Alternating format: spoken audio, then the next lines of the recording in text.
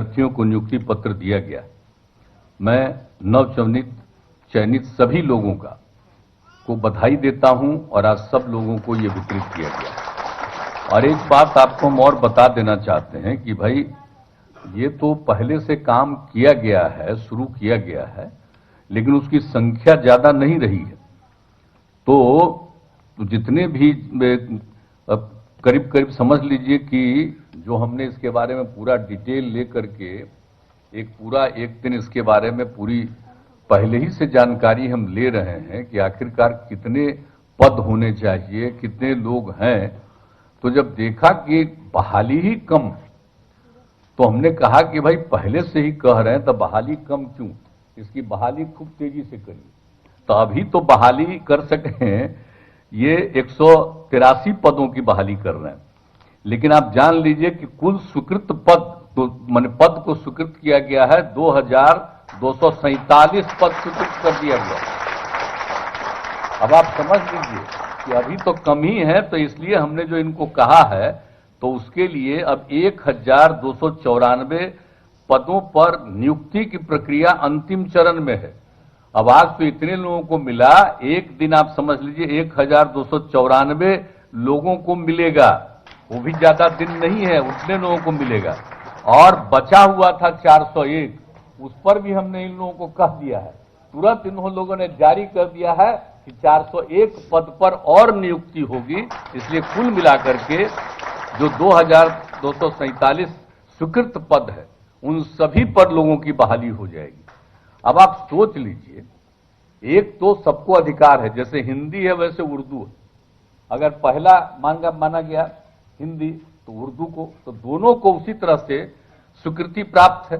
तो किसी भी व्यक्ति को अधिकार है कि वो उर्दू में भी अपना एप्लीकेशन दे सकता है, कोई भी चीज वो लिख सकता है। इसलिए एक एक चीज के बारे में, और सरकार का भी निर्णय है कि हम किसी भी चीज का निर्णय लेते हैं तो सिर्फ हिंदी में नहीं जारी करेंगे, हम उसको साथ साथ उर्दू में भी जारी करेंगे ताकि सब लोगों को पता रहे। तो ये तो करने की बात है, तो इसके लिए जरूरी है ना भाई कि सरकारी सेवाओं में अधिक से अधिक लोगों को रहना चाहिए, वो सिर्फ जाने। और जो अभी आपको सब कह रहे थे, हम तो यही कहेंगे कि जहां भी रहते हैं वहां कोशिश करिएगा बाकी लोगों को उर्दू सिखाने का, उर्दू बताने का। आप समझ लीजिए हमारा बचपन का ये अनुभव है, हमारे यहां नहीं था, बाद में तो हमको हुआ कि नहीं साहब एक तो होना चाहिए था, और अगर हिंदी के साथ साथ उर्दू के शब्दों को जानेंगे तो और ज्ञान बढ़ेगा और भी ज्यादा होगा।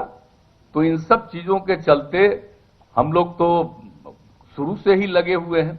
और आप समझ लीजिए कि 2008 में ही हमने क्या किया, 2008 में ही हमने तय किया कि भाई जितना भी स्कूल सब जो है उन सभी जगहों पर इनकी भी बहाली होनी चाहिए, उर्दू के लिए भी सब लोगों को, ताकि यही नहीं कि जो उर्दू पढ़ रहे हैं और उसके लिए उर्दू शिक्षकों की बहाली हो तो है ही, लेकिन उसके अलावे भी जो माध्यमिक विद्यालय उसमें भी एकदम कर दीजिए, ताकि जो दूसरे लोग हैं उनको एक इच्छा हो जाएगी, और जब उर्दू भी जानने लगेंगे तो सबका ज्ञान बढ़ जाएगा और उससे ज्यादा वो हर शब्दों की जानकारी उनको हो जाएगी, हर चीज को वो जानेंगे।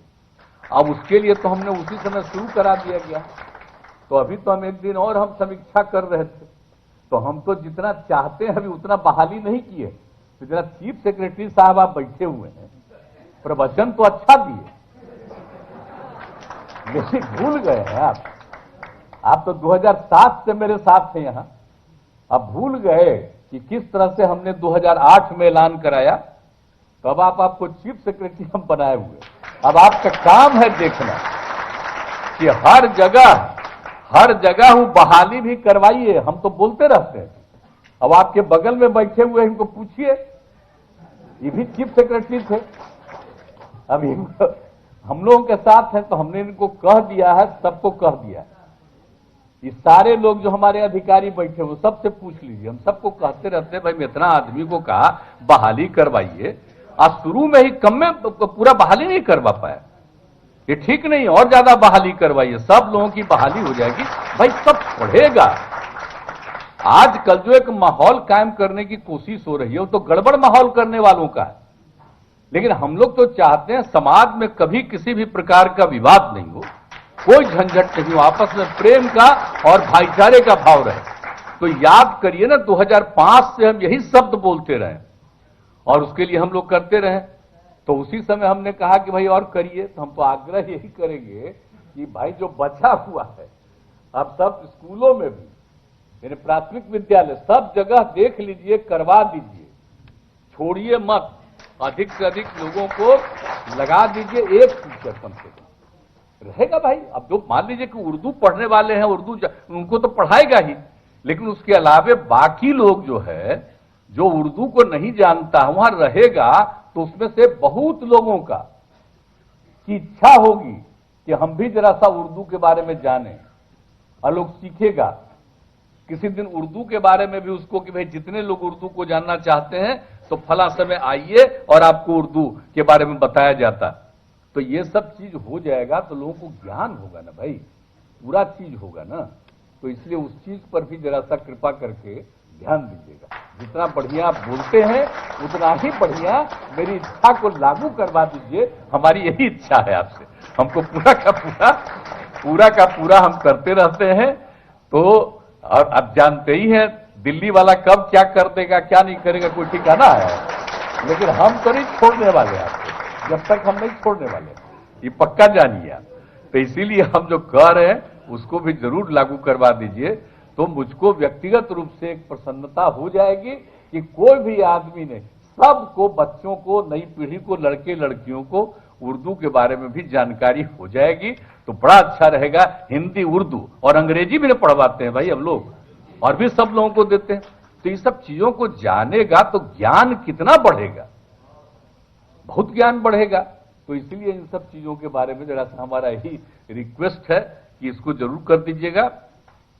और सब तरह से तो आप जानते ही हैं कि हम लोगों ने जितना भी काम किया, और पहले खाली उर्दू के बारे में सोचिए तो मदरसा की क्या स्थिति, उसका तो विस्तार ही नहीं कर रहे थे लोग। और हम लोगों ने कहा कि भाई और मदरसा है उसको शामिल करिए, तो बहुत सारे मदरसों को शामिल किया गया। अभी कुछ लोगों पर और जांच कर रहे हैं, बहुत लोगों का रिपोर्ट नहीं आ रहा, कुछ नहीं आ रहा। तो हमने इन लोगों को कहा कि उसको भी जरा तेजी से ध्यान दीजिए, अधिक से अधिक मदरसा का हो जाएगा। और जो पढ़ाते हैं, अब आप सोच लीजिए ना, उसमें और सब चीज